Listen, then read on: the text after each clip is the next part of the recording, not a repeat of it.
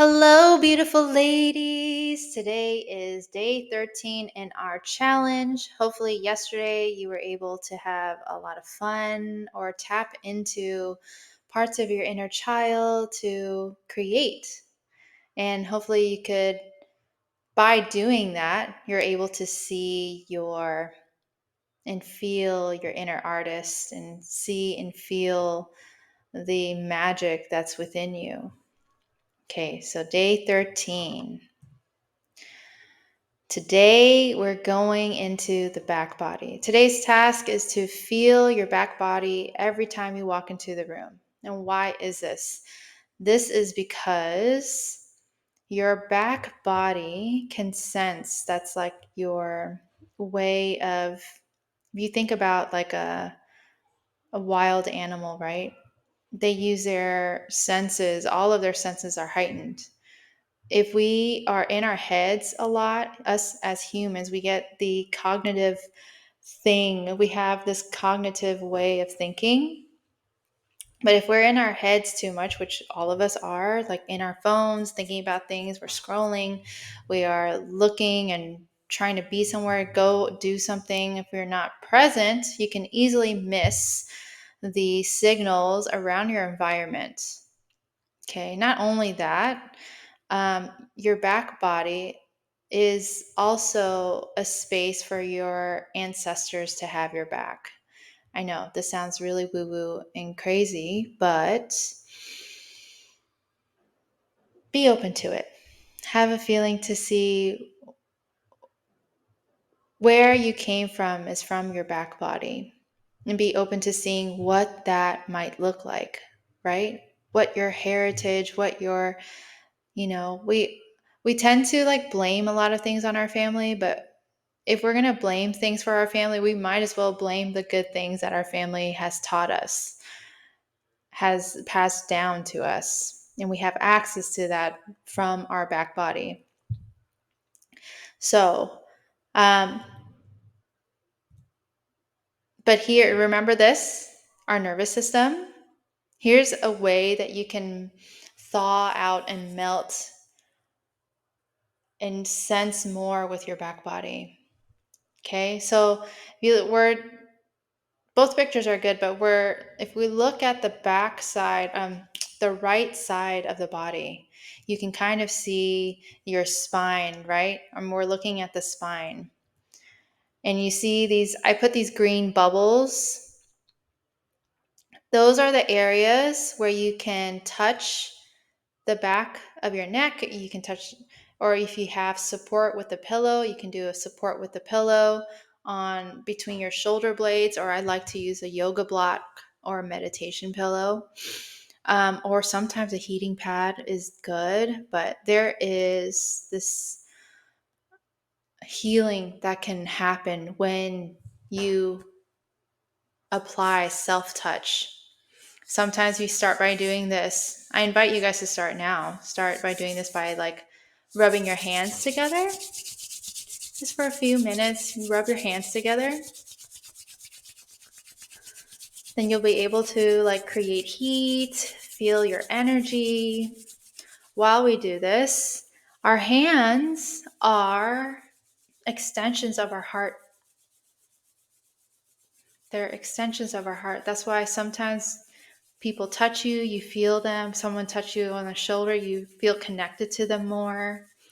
We make things with our hands. We cook with our hands. We massage and love with our hands. Self-touch, you guys, and you'll start to learn this throughout the rest of the challenge, is so healing. So healing. Very regulating thing. So by now, when you stop and bring your hands a little bit apart, like 2 inches apart from each other, palms face each other, you can feel your energy. Okay, so let's take a moment to put it on your heart, hand over heart, and the other hand on top of that hand. Whichever one, doesn't matter if it's left or right, but when you take a breath here, get connected, circulating your own heart's power. Remember, maybe it was the first week of this challenge where I explained that your heart is like the biggest generator, the most powerful thing that you have within you. And it's very much caved in, not caved in, it's very much like we think that our heart's so open and expansive, but it's enclosed between all of these organs and muscles and bones, like it's very safe in your body, wherever your heart is. But we get traumatized by, we just get hurt, along life's path, and we weren't taught how to heal. The only thing that we were taught is like, oh, time will heal. But really, you could heal yourself through your heart space, your hands, your own touch. Neuroaffective touch. Yes. Okay. So once you get there, you can have your hands on the back of your neck. Close your eyes and see how supportive that is. And while we do that, the reason why you do the back of your neck or like the base of your skull is, if you think about, you remember how I told you our nervous system has impressions. It makes impressions even from conception. So your brain isn't fully developed yet to have form a thought or a memory, but there are impressions that might have happened when you were pre-verbal. You weren't even verbal yet. Don't know how to form sentences. And there could be something that happened while you were in those pre-verbal stages of your life. Maybe someone, didn't support your head enough, and then you didn't feel safe or something like that. So this is a way that we can bring awareness, bring back the safety in our bodies. Okay, once we go there, you can have, so that's just an exercise, but you can go through on your own time. I prefer laying down flat with no pillow. Put on some really good music, like spa music or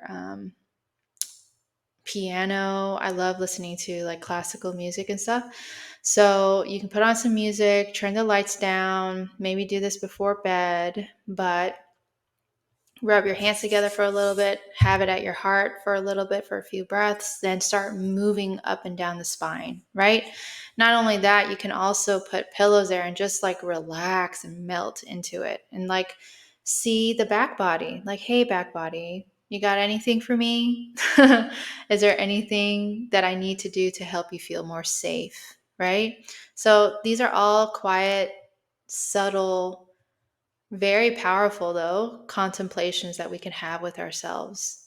And I ask that that would be today's task, today's homework, is in knowing that you have so much information through your back body. And we spend all this time just like rounding over our phones, rounding over everything. And so when you restore integrity back to your back body, your spine, you'll start to see the world. Your posture is going to be more upright. You'll start to be more engaging with the world and the beauty that's around it. The beauty that's around the world. It's all available for you.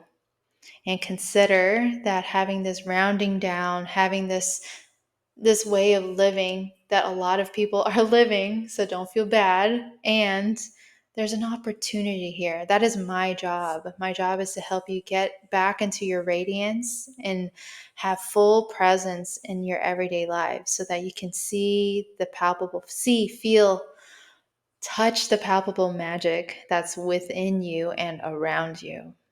Okay, so when I say walk into the room being aware of your back body, you can start to see that not only are you just showing up and admiring or taking the time, just a quiet moment for you to take in the room. Not only is that available, the other thing that's available is noticing that you are taking up space. Your spirit, your essence, who you are, your radiance, your light is taking up space in the room, and seeing your impact in it. Like, what happens if you walk into the room? How would people feel? And just being responsible for that, without judgment, without shame, all love. So, a reminder again, we always go as far as we are safe enough, supported enough, ready and willing enough, or in pain enough. Okay? I hope that this opens up.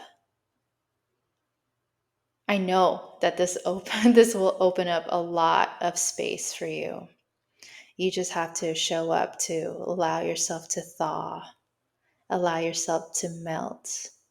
Okay, when I say thaw, I mean getting out of the freeze state that we all don't know that we're in. Okay, I'll see you guys tomorrow.